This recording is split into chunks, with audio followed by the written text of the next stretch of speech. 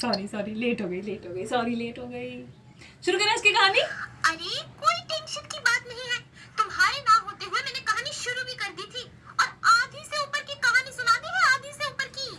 आधी से ऊपर की क्या सुनाइए जरा सुनो। अरे यही कि एक गांव में एक जुला रहा करता था और जुला की एक बेटी थी रंग की।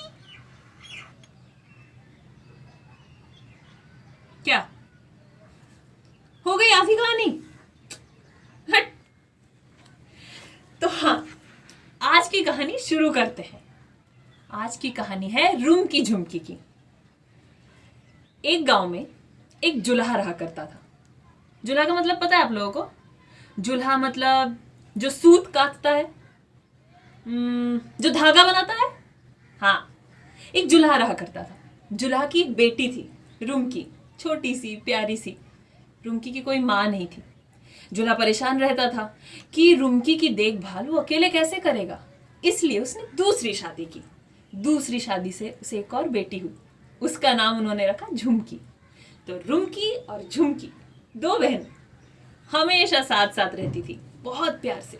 साथ में स्कूल जाती, साथ में खेलती, सब कुछ बहुत अच्छा चल रहा था। लेकिन ये बस उस दिन तक, जिस दिन तक जुल्हा की पत्नी को ये नहीं लगा कि जुल्हा शायद रुमकी को ज्यादा प्यार करता है, झुमकी को नहीं। वो सारे खिलौने रुमकी को लाकर देता है, झुमकी को नहीं, जबकि ऐसा कुछ था नहीं। तो एक शाम जुल्हा की पत्नी ने क्या किया, झुमकी को अपने करीब बुलाया और बिठाकर कहा कि मुझे लगता है तुम्हारे बाबा तुम्हें ज्यादा प्यार नहीं करते, रुमकी को करते हैं। देखो, सारे खिलौने उसे लाकर देते हैं, सारे अच्छे कपड़े उसे लाकर देते हैं। झुमकी तो छोटी सी थी, उसे माँ की बात पर यकीन हो गया और उस दिन से रुमकी झुमकी में रोज लड़ाई, रोज झगड़ा। वो उससे बात नहीं करती थी, उसके साथ स्कूल नहीं जाती थी, साथ में खेलती नहीं थी और दोनों हमेशा झगड़ा करते रहते। रुमकी बेचारी दुखी रहती, क्या करे। तो एक सुबह कुछ ऐसा हुआ। क्या? नहीं, कुछ नहीं। नहीं, बोलो बोलो। हाँ, मैं सुन रही हूँ, बोलो बोलो बोलो। तुम बोर हो रही हो? सुनो, कहानी तो अब शुरू होती है। तो एक सुबह की बात है, रुमकी घर के बाहर बैठकर आंगन में सूत काट रही थी। बहुत दुखी थी, रो रही थी, अपनी माँ को याद कर रही थी। उसे लग रहा था उसका घर में कोई नहीं, उसे कोई प्यार नहीं करता। रोती जा रही थी और सूत काटती जा रही थी कि अचानक इतना तूफान आया, ऐसा हवा का बवंडर आया कि उसका रुई का गोला उड़ने लग गया। हर तरफ काला, हर तरफ अंधियारा, कुछ ना दिखे। धीरे धीरे करीब घंटों बाद वो तूफान जब शांत हुआ, उसे लगा कि उसका रुई का गोला तो उसके पास है ही नहीं। अब अगर माँ ने ये देख लिया तो माँ तो उसे डांटेगी, क्या करे। तो वो भागने लगी रुई के गोले की तरफ। रास्ते, गलियां, पहाड़, नदियां फलांगती हुई कहीं तो जाकर पहुंची तो उसे एक आम का पेड़ दिखाई दिया। आम के पेड़ ने कहा, बहन रुमकी, आज देखो ना, सुबह इतनी आंधी आई, इतना तूफान आया, मेरे चारों तरफ कितना कचरा हो गया है, थोड़ी सी सफाई कर दो, मुझे मदद होगी। रुमकी ने सोचा जैसे मैं परेशान, बेचारा आम का पेड़ भी परेशान, तो चलो इसकी सफाई कर देते हैं। उसने चारों तरफ का कचरा साफ कर दिया, उसे धन्यवाद कहा, फिर आगे बढ़ गई। फिर थोड़ी दूर गई ही थी कि एक घोड़ा मिला, बेचारा भूखा प्यासा। उसने बोला, रुमकी थोड़ा रुको ना, देखो सुबह इतनी आंधी आई, इतना तूफान आया, मेरा पूरा चारा उड़ गया, मुझे भूख लगी है, मुझे थोड़ा कुछ खिला दो। रुमकी को लगा जैसे मैं परेशान, बेचारा घोड़ा भी परेशान, क्या करे। पास के गांव में गई, थोड़ा सा चारा ले आई। चारा मतलब घोड़ा खाता है, घोड़े का खाना, उसे चारा कहते हैं। चारा ले आई और घोड़े के सामने डाल दिया। घोड़े ने खाया और फिर उसे आशीर्वाद दिया और उसे प्यार से विदा किया और कहा, तुम्हें जो चाहिए देखना, तुम्हें मिल जाएगा।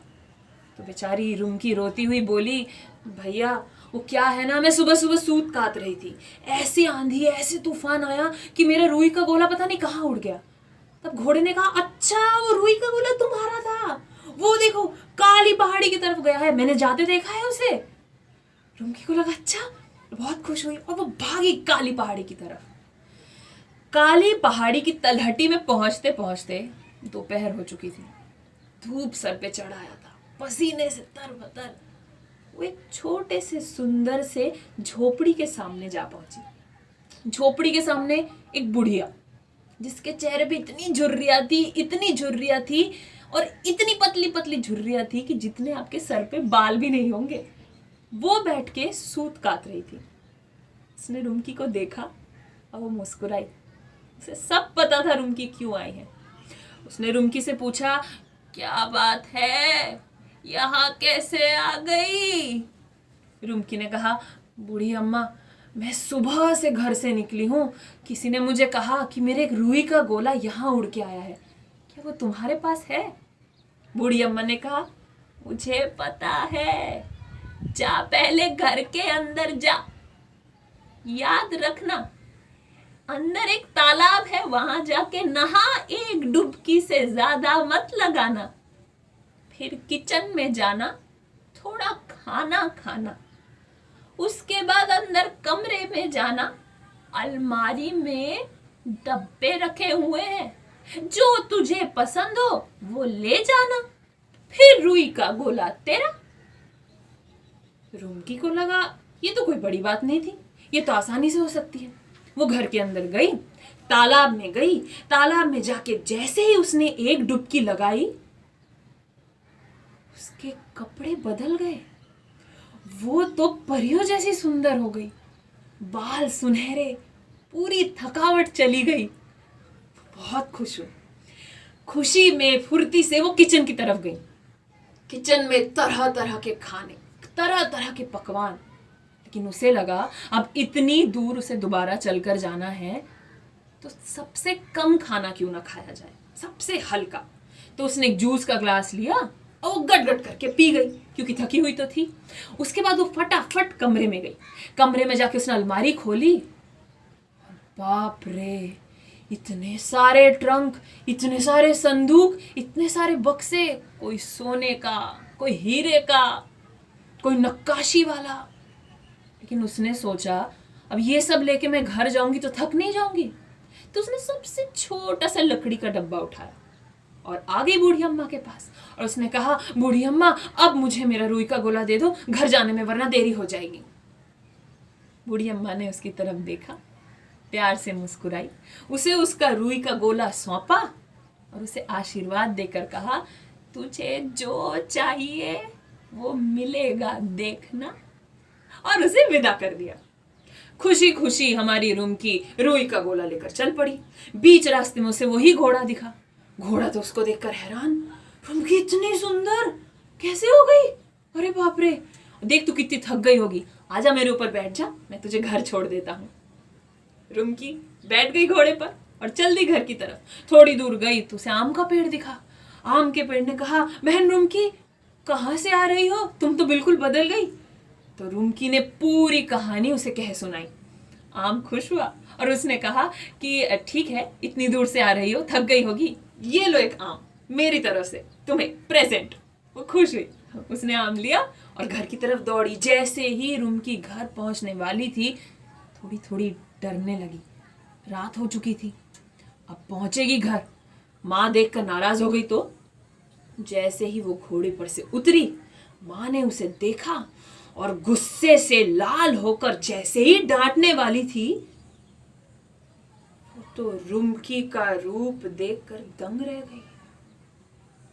कौन है ये? परी? अप्सरा? उसने रुमकी से पूछा। रुमकी ने सुबह से लेकर रात तक का पूरा किस्सा माँ को कह सुनाया। माँ के सुनते ही मन में लालच आ गया। उसने उससे वो छोटा डिब्बा छीन लिया और कहा, आज रात सब सो जाओ, सुबह 5 बजे रुमकी नहीं, झुमकी उठेगी नींद से और सूत काटने बैठेगी। रात बीती, सुबह हुई। माँ ने झुमकी को नींद से उठाया और उठा के बिठा दिया और बोला, बैठ, और जो जो रुमकी ने किया है तुझे सब करना है। झुमकी को कहाँ आता था कोई सूत काटना। बैठ गई।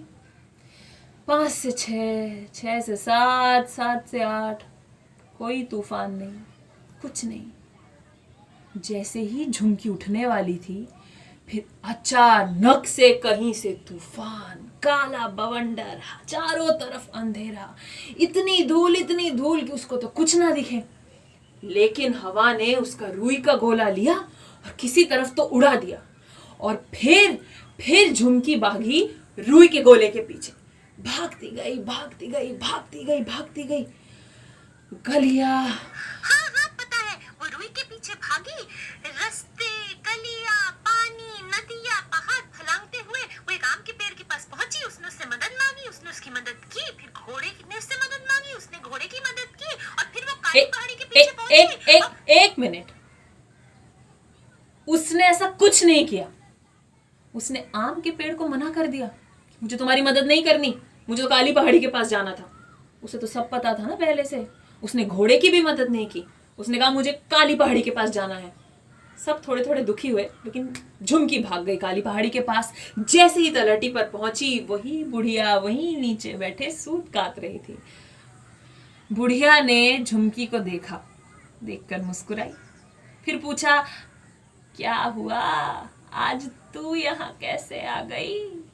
झुमकी ने कहा, ए बुढ़िया, मेरे रुई का गोला दे, और रुई का गोला देने से पहले मुझे पता कहाँ है तालाब और कहाँ है वो डिब्बे वाली अलमारी।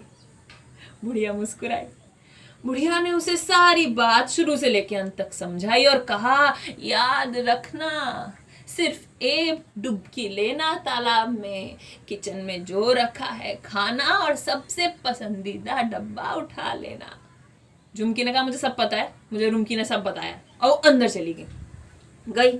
उसे क्या परवाह थी कि कब डुबकी लेनी और कब नहीं। सबसे पहले किचन में गई, इतना खाना देखकर तो पागल हो गई। जो मिला सब खाया, आधा वेस्ट किया, आधा फेंका, उसे किसी चीज की चिंता नहीं थी। फिर वो नदी में गई, एक डुबकी लगाई। डुबकी लगाते ही जब झुमकी पानी से निकली, इतनी सुंदर, इतनी परी जैसी, सुनहरे बाल। फिर उसे लगा कि एक डुबकी में मैं इतनी सुंदर हो गई हूं, तो दूसरी डुबकी में तो क्या हो जाऊंगी। उसने दूसरी डुबकी लगाई। जैसे ही दूसरी डुबकी लगाई, पूरे शरीर में सर से लेके पांव तक बाल ही बाल, नाखून बड़े हुए, आंखें लाल, दांत पीले। खुद को देखकर डर गई। फिर उसे बुढ़िया पे बहुत गुस्सा आया। उससे ज्यादा गुस्सा उसे रुमकी पे आया, और उसे लगा घर जाकर उससे मैं जरूर बदला लूंगी, लेकिन सबसे पहले डिब्बा उठा लेती हूँ।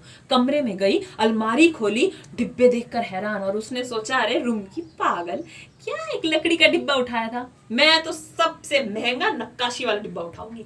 नक्काशी वाला डिब्बा उठाया, बाहर निकली और बुढ़िया को कहा, बुढ़िया तूने तो मुझे धोखा दिया, 2 डुबकी में देख मेरी क्या हालत हो गई। बुढ़िया ने कहा, मैंने कहा था एक डुबकी के लिए, अब घर जा। डिब्बा लेकर वो घर की तरफ गई। इतना भारी डिब्बा लेकर कैसे चलती हो, जैसे तैसे बीच रास्ते पहुंची तो उसे घोड़ा मिला। उसने घोड़े को कहा, मेरी मदद कर दे, हालत देख मेरी क्या हो गई है, मैं रुमकी की बहन हूँ। घोड़े ने कहा, होगी किसी की भी बहन, तूने मेरी मदद की थी, जा हट। उसने उसको दुलत्ती मार दी। थोड़ी दूर पहुंची थी कि आम का पेड़ दिख गया। आम के पेड़ को जैसे ही बोलने लगी, मुझे भूख लगी है, एक आम तो खिला दे। आम ने बोला, तूने मेरी मदद की थी, हट। और उसने पूरा कचरा झुमकी के मुंह पे दे मारा। झुमकी गुस्से में तरेर के उठी और जैसे तैसे रात होते होते घर पहुंची। जैसे ही घर पहुंची, माँ तो देखकर डर गई कि ये कौन आ गई मेरे घर में। लाठी उठाया और जैसे ही मारने को दौड़ी, उसने कहा, अरे माँ, मैं तेरी बेटी, ये देख कितना बड़ा डब्बा लाई तेरे लिए। माँ के मन में तो लालच थी, वो भूल गई कि झुमकी को क्या हुआ। उसने डब्बा लिया और बोला, तेरी जो हालत हुई, इसे तो हम सही कर लेंगे, देखते हैं डिब्बे में क्या है। माँ बेटी ने जैसे ही वो संदूक खोला, कहीं से तो काला तूफान, आंधी और हर तरफ अंधेरा हो गया, और वो डिब्बा माँ और बेटी को निगल गया। रुमकी तो खड़े खड़े सब कुछ देख रही थी। वो डर गई, उसे लगा बाबा को क्या जवाब देगी। वो डिब्बे के पास गई, हाथ जोड़ा और रोने लगी। कहा कि हे भगवान, मेरी तो एक ही माँ थी और एक ही बहन, तुमने उन दोनों को भी मुझसे छीन लिया। उनकी गलती की सजा मुझे क्यों, मुझे तो वो लोग लौटा दो। वो खूब रोने लगी, फूट फूट कर रोई। डिब्बे को उस पर दया आई। कहीं से तो माहौल बदल गया, पूरा अंधियारा हट गया, डिब्बा अपने आप खुल गया और झुमकी की माँ सही सलामत वापस निकल आए। वो दोनों खूब रोए, माफी मांगी, रुमकी को प्यार किया, गले से लगाया और कहा वो आइंदा ऐसा कभी नहीं करेंगे। देर रात को जब बाबा घर लौटे तब रुमकी ने बाबा को कुछ नहीं कहा, लेकिन उसके बाद से बाबा, माँ, रुमकी, झुमकी हमेशा साथ साथ रहने लगे। अच्छा, तो इस कहानी से हमें यही पता चलता है ना कि हमें कभी लालच नहीं करना चाहिए। बिल्कुल। हाँ, और अगर किसी को जरूरत पड़े तो हमें उसकी मदद करनी चाहिए। बिल्कुल। कभी किसी को भला बुरा नहीं कहना चाहिए।